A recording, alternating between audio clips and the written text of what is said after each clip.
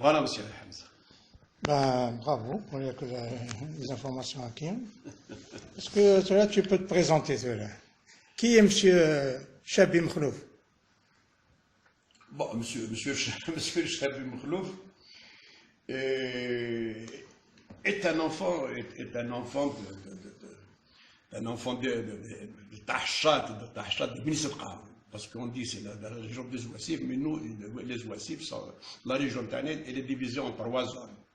Il y a les Ouassifs, et il y a El Sedqa, et il y a Iwadin. C'est un peu, voilà un petit peu notre région. Donc mon père avait hérité d'une famille nombreuse qu'il fallait nourrir. Donc il a dû s'exiler, il a commencé par s'installer à Tnit el-Had dans la région de Tismsilt pour faire du commerce. Ensuite il s'est installé à Tismsilt même. Et là il nous a ramené pratiquement tous les mâles, tous les mâles de la famille, ses 2 frères, Saoud et Amr, et le 3e frère, Brahim, qui était un peu plus âgé que moi. Et nous avons vécu à Tismsilt, c'est là que j'ai eu la chance d'aller à l'école. Et parallèlement, dès cette époque-là, nous étions structurés dans le PPA parce qu'à l'époque, Tismsilt était sous l'influence absolue de Msali el-Hajj. Et Msali el-Hajj était assigné à résidence à Tismsilt. Donc il a marqué de sa présence le militantisme de l'époque. Je ne vais pas dire qu'on était militant à l'époque à l'âge de 4 ou 5 ans ou 6 ans, mais on l'était sans le savoir, parce qu'on était dans les scouts musulmans, où nous étions structurés dans les scouts musulmans. Et en 1945, nous avons défilé à Tismsilt.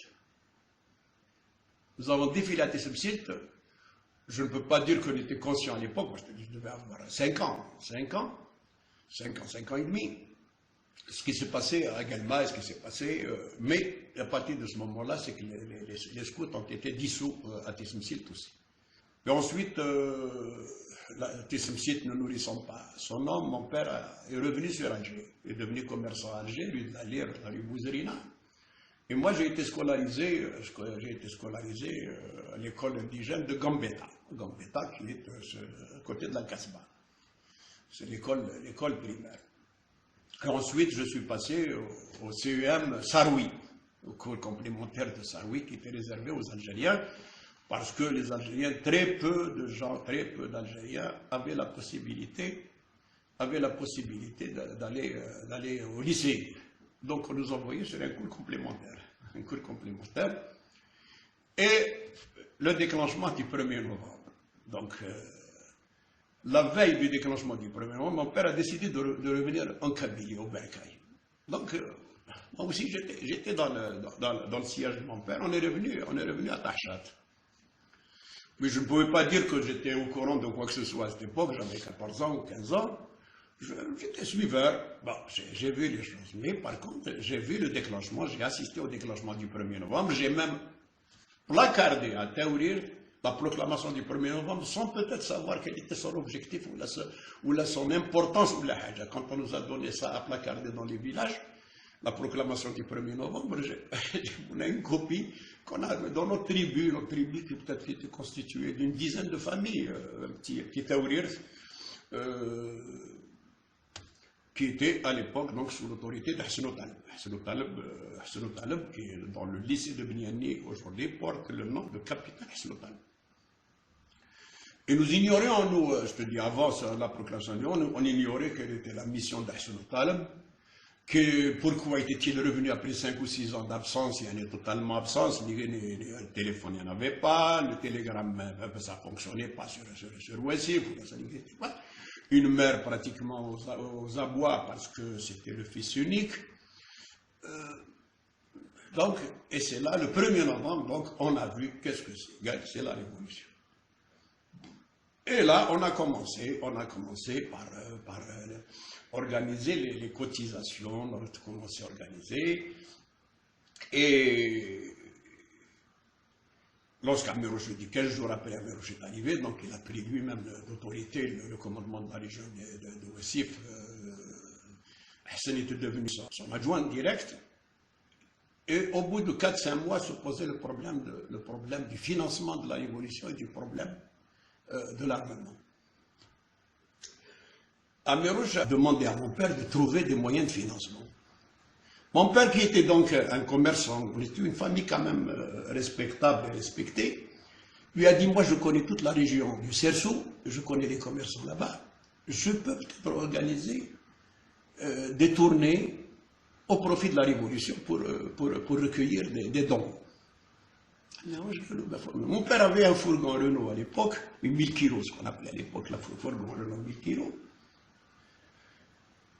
Et on a pris, mon père étant illettré, donc il lui fallait un secrétaire. Moi j'avais 14 ans, j'étais devenu le secrétaire. Et on a commencé à partir de Kerrouche. Kerrouche, c'est un petit village avant Nidlhed. On allait jusque là-bas, chez les gens de la région.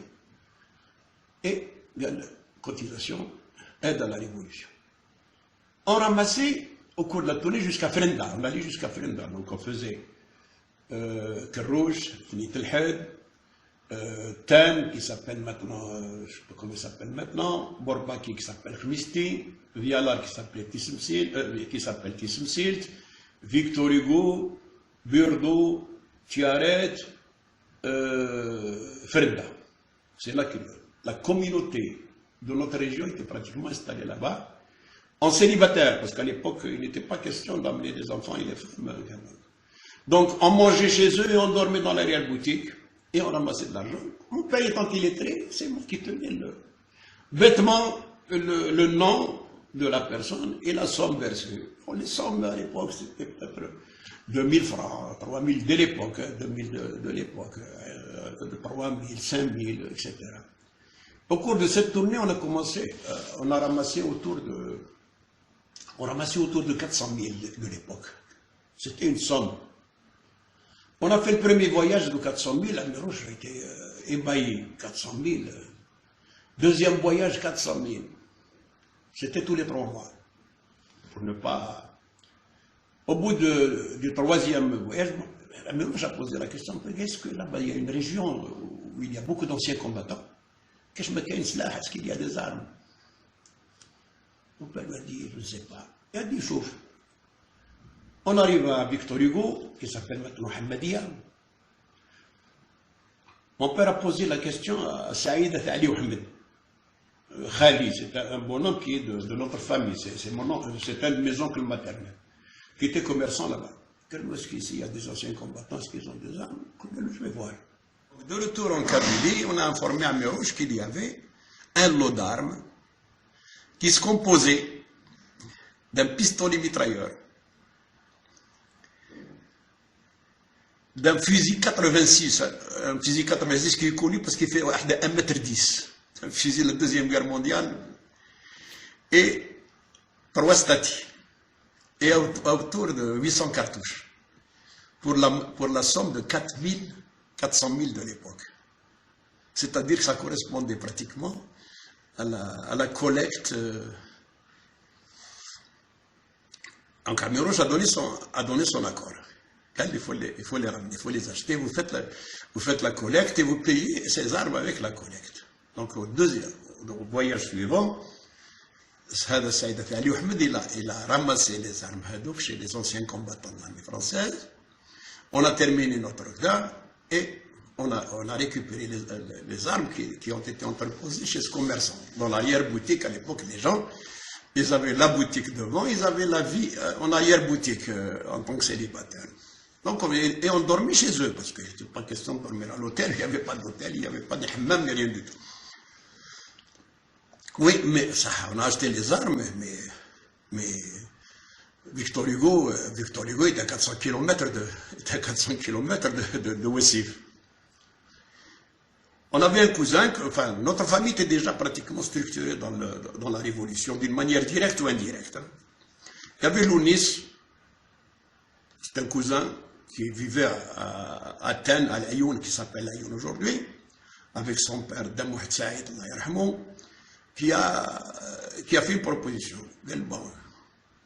Nous, on avait à l'époque, ce voyage, on le faisait avec, je l'ai dit déjà tout à l'heure, avec une 1000 kg Renault, une ancienne 1000 kg Renault que mon père avait possédée. Que le voilà, on va acheter 1 tonne de pommes de terre, 1000 kilos de pommes de terre. Et on va enfouir les armes dans des chambres à air et on va les mettre à l'intérieur de la pomme de terre et on va verser ça au vrac. C'est ce qu'on a fait à Victor Hugo. Puis ensuite, on est venu le tel chez mon oncle Hada. On a remis tout dans le truc et on a mis la montagne de pommes de terre dessus. D'ailleurs, je le raconte ici. Et on a pris le départ. Donc, j'ai dit, premier barrage, c'est Nit el-Had.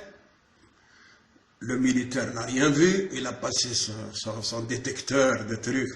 Ils avaient à l'époque une sorte de détecteur, une casserole comme ça, au bout d'un truc qui détectait le métal, mais la voiture est en métal, donc avec un flou. Premier barrage à Nit el-Had, deuxième barrage le Kerrouch, troisième barrage Khamis Miliana, quatrième barrage du côté avant Blida, j'arrivais à Alger, puis ensuite barrage sur la Kabylie, Tizi Ouzou, parce que les barrages à l'époque c'était pratiquement tous les 5-6 km, 10 km, il y avait un barrage. Jusqu'à Ouessif. On croyait qu'on s'en était tiré. On croyait que s'en était tiré. On arrive à Ouessif, où nous étions déjà catalogués comme suspects. Les gendarmes avaient, ils avaient une idée de notre équipe d'installer une SAS. Déjà, la première SAS a été installée à l'Arba de Ouessif. Les gendarmes étaient installés là-bas. Les gendarmes avaient des idées sur notre activité, mais ils n'avaient pas de preuves ou les cadavres. On arrive à Chabig. D'où viens-tu comme ça? Gallo, je viens d'Alger. Gallo, qu'est-ce que tu transportes? Gallo, la pomme de terre. Ah, c'est formidable. Gallo, il est réquisitionné pour l'armée.